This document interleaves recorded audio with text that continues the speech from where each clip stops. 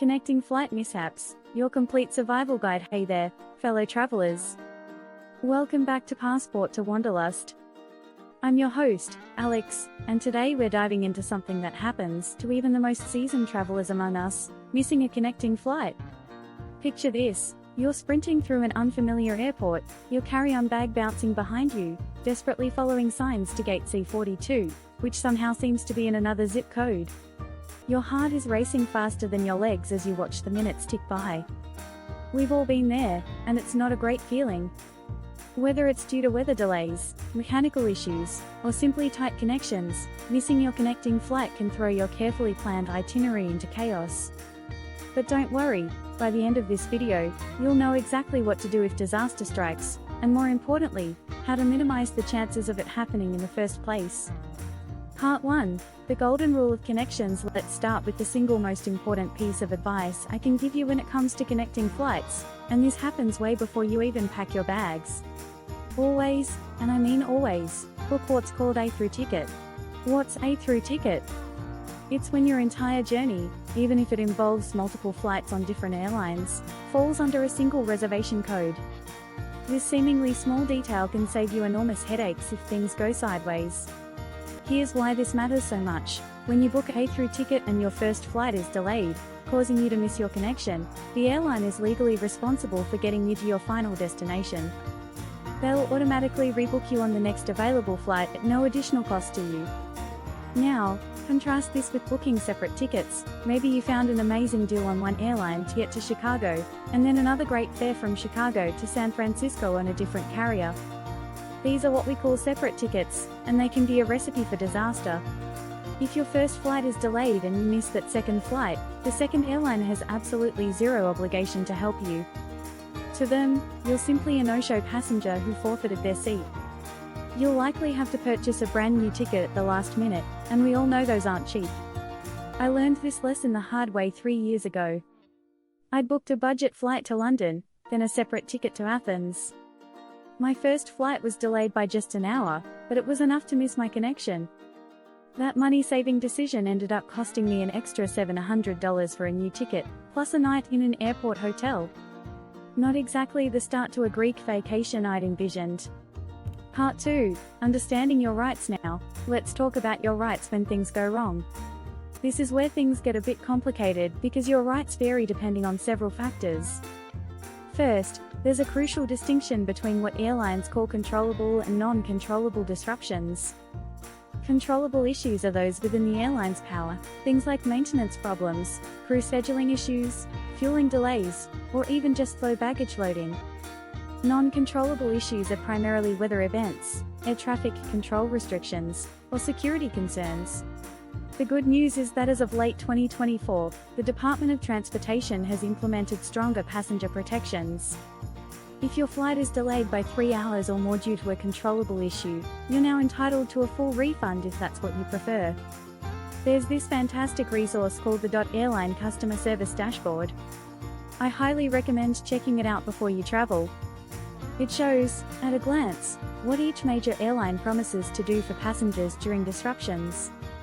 For instance, did you know that if you face an overnight delay due to a controllable issue, most, but not all, airlines will provide you with a hotel room? Frontier Airlines, for example, doesn't offer complimentary accommodations, so that's something to be aware of if you're booking with them. What about meals? If you're stuck waiting 3 or more hours due to a controllable delay, all major US airlines now provide meal vouchers. These typically range from $12 to $25, which won't get you a gourmet feast, but can definitely help take the edge off your hunger.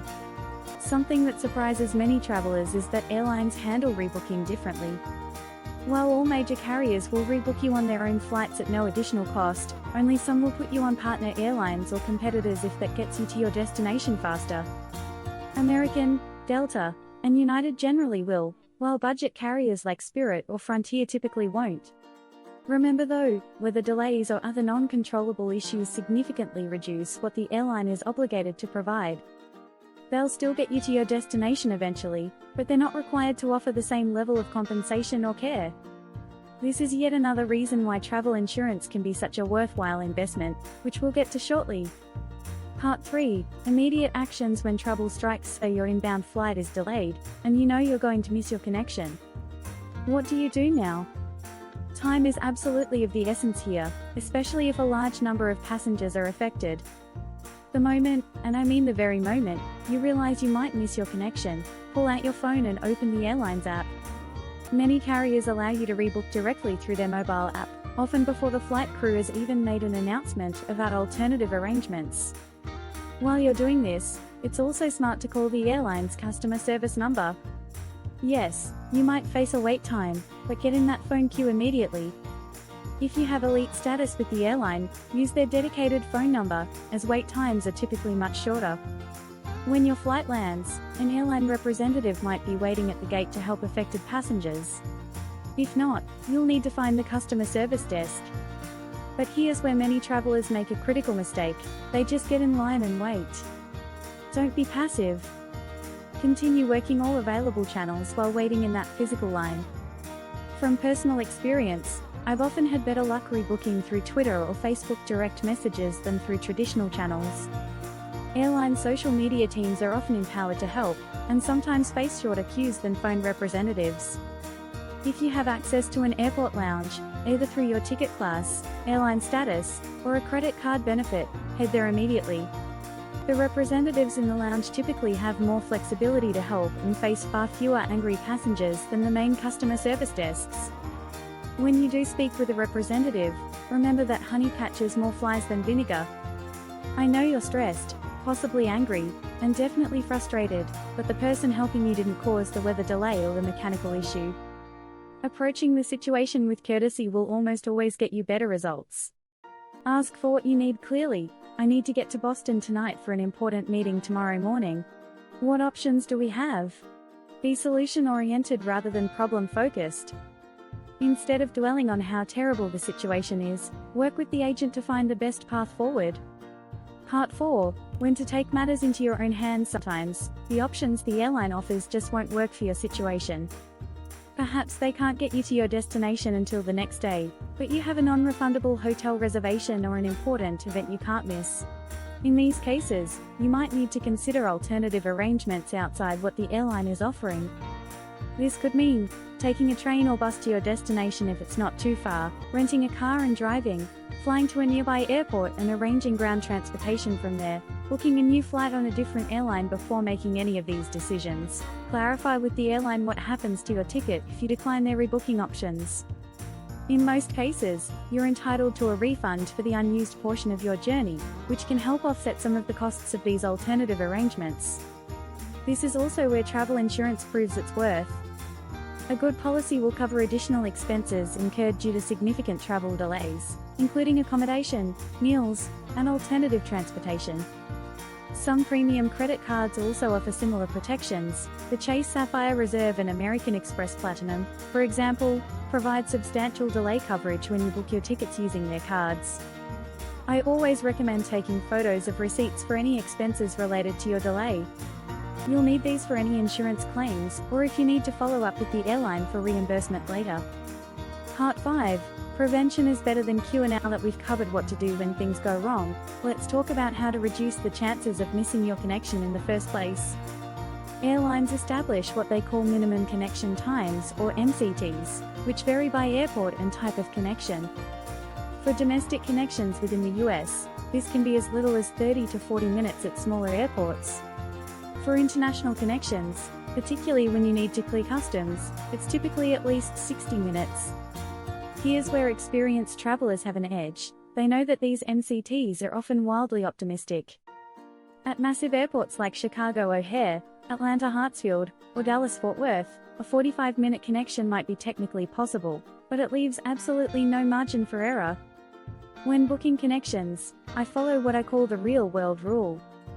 For domestic connections at smaller airports, I aim for at least 60 minutes. At major hubs, I want 90 minutes minimum. For international connections requiring immigration or customs, I won't book anything with less than 2 hours. Keep in mind that connection times should be longer if you're flying into a notoriously delay-prone airport, You're traveling during peak holiday periods. You're arriving on the last flight of a large aircraft, which takes longer to deplane. Your connection requires changing terminals. You have mobility issues that slow your movement through the airport. You're traveling with small children or elderly family members. I know it can be tempting to book that tight connection to maximize your time at your destination or to get home earlier, but the stress and potential costs of a missed connection usually aren't worth saving that hour or two. Part 6. Advanced Strategies for Savvy Travelers. Let me share some insider strategies that can help you avoid connection problems or handle them more smoothly when they arise. First, leverage technology. Apps like FlightAware can tell you if your inbound flight is delayed even before the airline makes an announcement. This gives you a head start on making alternative arrangements. Many airports now have their own apps that provide terminal maps, walking time estimates between gates, and real-time updates on security wait times. Download these before your trip. They can be invaluable for quickly navigating unfamiliar airports. When flying with connections, your seat selection matters more than you might think. On your first flight, try to sit near the front of the aircraft so you can deplane quickly.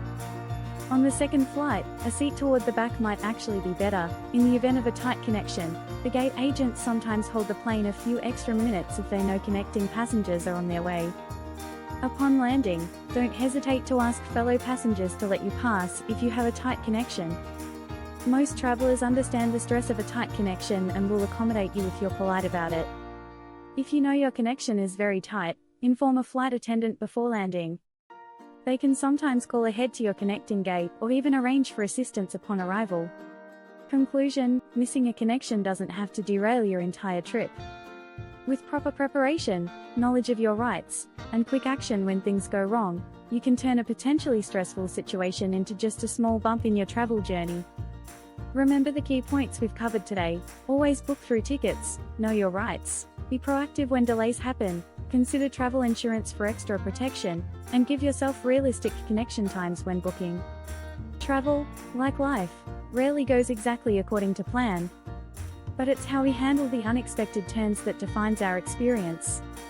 Sometimes those detours and delays lead to the most memorable parts of our journeys: a night exploring a city you never planned to visit, a conversation with a fellow stranded traveler who becomes a friend, or simply the satisfaction of successfully navigating a challenging situation.